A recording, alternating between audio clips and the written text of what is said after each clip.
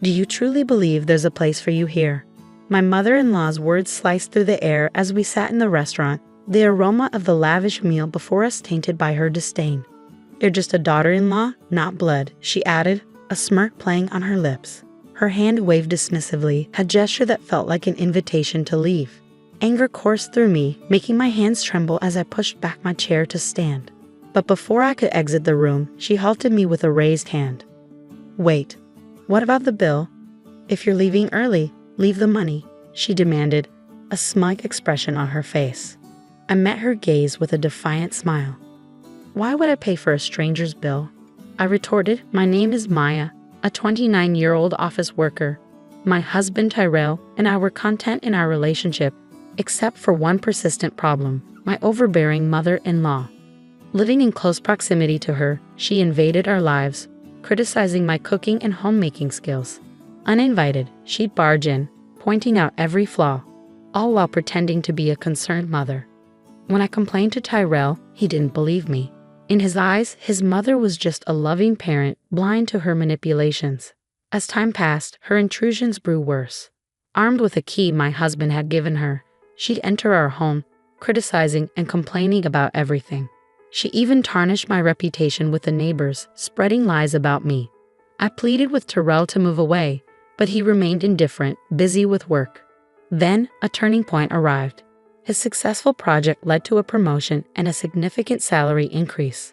Seizing the opportunity, I suggested expanding our family. Now that our income has grown, perhaps it's time to think about having children. I proposed, hoping that this positive change might finally open his eyes to the toxic presence of his mother. I thought it was a good idea, but if we're considering having children, I prefer to live in a more child-friendly town. There are very few child care centers here, and there are no parks for children to play in. Isn't it time for us to move? Finally, my husband gave a positive response about moving, and I was happier about this than the news of his promotion. However, that feeling didn't last long. The next day, my mother-in-law came over as usual without any notice. I was fed up, assuming she had come to nag again. But something seemed different this time. I've decided to celebrate my son's promotion, so I've reserved a restaurant. It's a very expensive place, but it's elegant. The food is top-notch, and the staff's attitude is wonderful. It has a great word-of-mouth reputation, she said, inviting me to join. That's nice. Good for you, I replied, trying to be polite, although I was as unfriendly as ever. Well, never mind. I want you to come to this restaurant too. Please come. I'll check my schedule, but it's probably impossible, I added. Don't say that. We'll be waiting for you, she insisted. Even though I answered that way, she just smirked and left. Until now, she had been excluding me, but now she was inviting me and saying she'd wait. There must be something going on. When I asked my husband when he got home, he said he had already told his mother that we would go together. She had reserved that restaurant for us, and he was looking forward to it. You feel the same way, don't you, Maya? He asked. Sorry, but I'm not looking forward to it. I don't know how much money it will cost at such an expensive place. I don't want to go. Just say I have urgent business and enjoy yourself. I replied, feeling apprehensive about the situation. Why are you thinking so negatively? Besides, it's not just us going to the restaurant. My brothers are bringing their wives too. It would be bad if you didn't come with the whole family, my husband insisted, excited about going to a fancy restaurant for the first time. Even though I didn't want to, I felt compelled to comply. My words no longer reached my husband. If he believed my mother-in-law more than me, I decided to record her harassment with a voice recorder I bought online.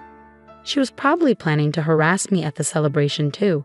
I would record her voice and play it for my husband. If he still defended her, I would divorce him. With that decision, I felt a bit better. Still, the day to meet my mother-in-law at the restaurant was depressing, and I kept sighing. I hardly knew my husband's brothers, having only met them at the wedding, and I had no memory of talking to their wives beyond greetings.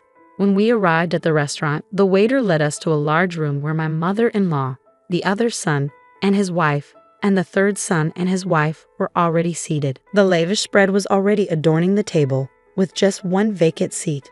My husband, puzzled, tilted his head in confusion. Did the waiter make a mistake with the number of suits? He wondered aloud. I'll go ask. Everyone start eating, he said, leaving the room. The moment he stepped out, my mother-in-law stood up, her expression twisted into a sneer.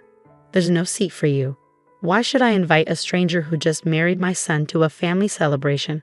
she said, her tone dripping with disdain. "So I'll give you a choice.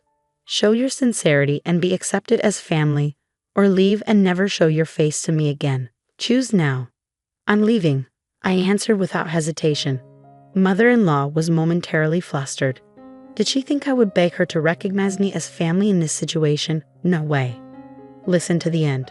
If you pay the entire bill here, I'll recognize you as Terrell's wife. You must be frustrated being treated as a stranger, so pay up and become family," she demanded. "I told you I'm leaving. Why should I pay for someone else's family's bill?" I retorted, turning my back on her. Mother-in-law slammed the table and shouted, "Don't you get it? I'm offering to make you family. Are you okay with being a stranger? Pay up." "No, I'm fine being a stranger. Since I'm a stranger, I won't pay for your meal. Goodbye." Mother-in-law chased after me, but by the time she reached the entrance of the room from the farthest seat, I was already at the exit of the restaurant. When I got home, thinking I'd email my husband, he returned within 10 minutes. The waiter said the reservation number wasn't wrong, and my mom was causing a scene. "I heard the situation from my brother. I'm sorry for making you feel bad. You managed to come back quickly," he said. It seemed like my declaration that I was fine being a stranger had also stirred something in the eldest son's wife and the third son's wife. They had previously thought enduring harassment silently was the only option, but seeing me talk back made them realize they could do it too. In their momentum, both of them left, and their husbands, the eldest and third sons, hurriedly followed suit. I had braced myself for complaints from my mother-in-law, and sure enough, within 3 hours, the phone started ringing incessantly. It was so disruptive that I eventually blocked the calls. However, one call managed to get through from an unknown number. "Hello, sorry for calling so late. Is this Maya's mobile phone?"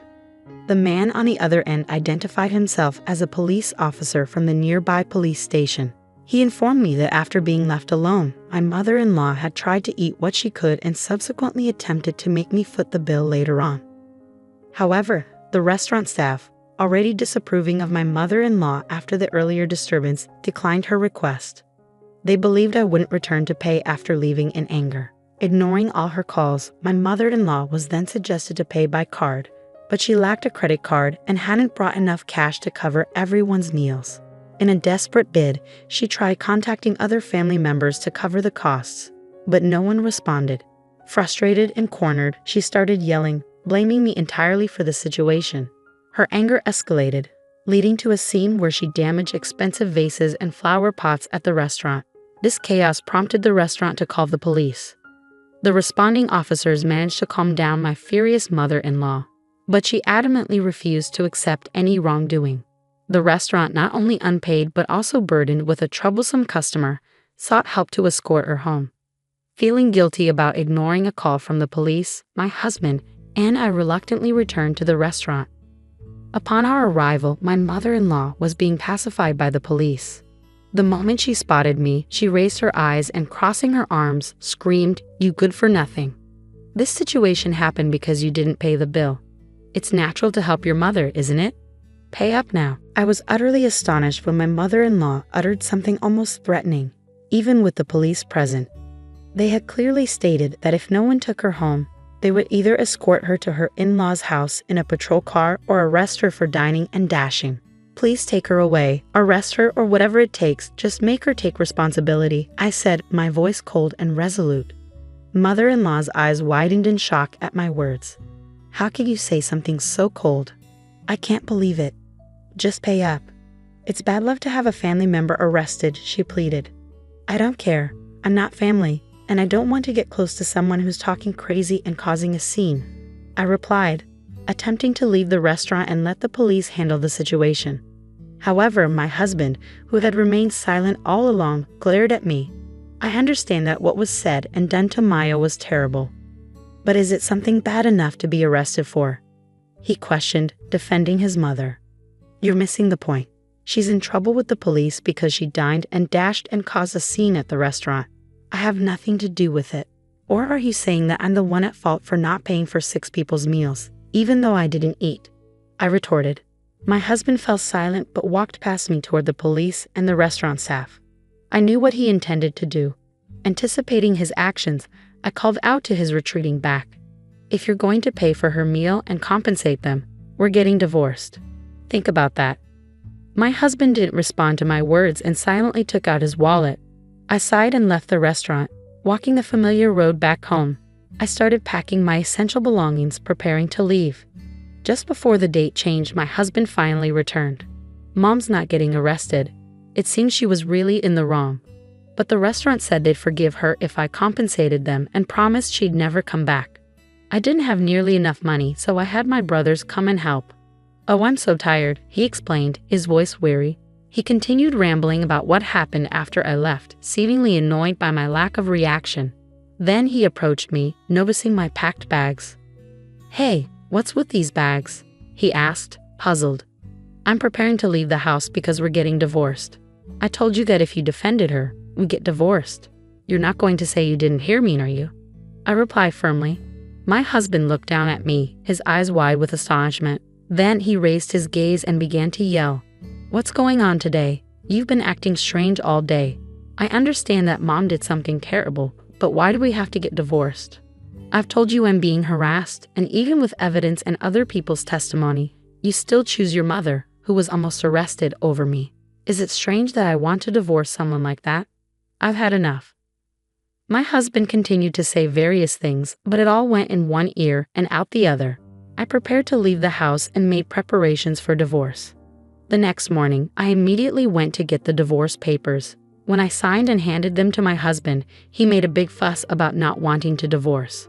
However, when I mentioned involving a lawyer, he reluctantly signed, and I submitted the papers right away. Finally, I was able to return to being a stranger. Afterward, my husband moved out of the house and went to live with his parents. Apparently, he had relied on me for most of the housework, so he couldn't manage it himself. As a result, the house became a mess. Disliking the dirty house, he canceled the apartment lease and decided to return to his parents' home. Additionally, the eldest and third sons faced similar outcomes. On the day when my husband called his brothers to help with the compensation, they each had a big fight with their wives.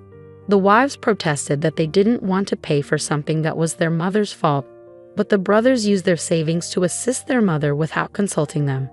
Moreover, the brothers believed mother-in-law's words, thinking they might get arrested because of their unreasonable wives. Their love cooled at the sight of them belittling me, and they were immediately confronted with the prospect of divorce. Both of them returned to their parents' homes, refusing to do housework. In the end, mother-in-law and her 3 childlike brothers also returned to the in-laws' house. Thanks to this situation, they became a subject of mockery among the neighbors, who spread the word that all the brothers were abandoned by their wives. Mother-in-law dismissed these rumors as nonsense, passionately defending her sons and blaming us wives for their failures. The husbands, hearing the story, smugly nodded, convinced that divorcing them was the right decision. However, my relationship with the neighbors remained decent, and nobody believed these tales. They were aware of mother-in-law's nasty personality and kept their distance, quietly laughing at her. Mother-in-law became known as a failed mother who couldn't educate her sons, while the husbands gained a reputation in the neighborhood as mama's boys who defended their mother instead of protecting their wives. Despite the furious attempts of mother-in-law and the husbands to contact me, I had changed all my contact information and moved to a new house. In the end, they couldn't find us, and they lived their lives constantly complaining. Since I'm no longer involved with mother-in-law and the others, my days have become enjoyable. Being free from the stress of dealing with her is a significant relief, and making new friends has also been wonderful. In fact, during the divorce process, I bonded with the ex-wives of the eldest and third sons over our shared grievances about mother-in-law. Now, we often go out for meals and enjoy shopping on weekends. In giving me such wonderful friends, I might even have to thank my ex-husband. The day after tomorrow, we're all planning to visit a new cafe. From now on, we can do what we want. It might sound obvious, but it feels more liberating than ever before. I want to lead my own life without getting involved with such toxic people, and I am genuinely grateful for the friendships I've found. I believe I would still be living alone if it weren't for them. The reason I'm not lonely now and the reason I can live happily is all thanks to them. I'm truly thankful, and I hope this relationship continues forever.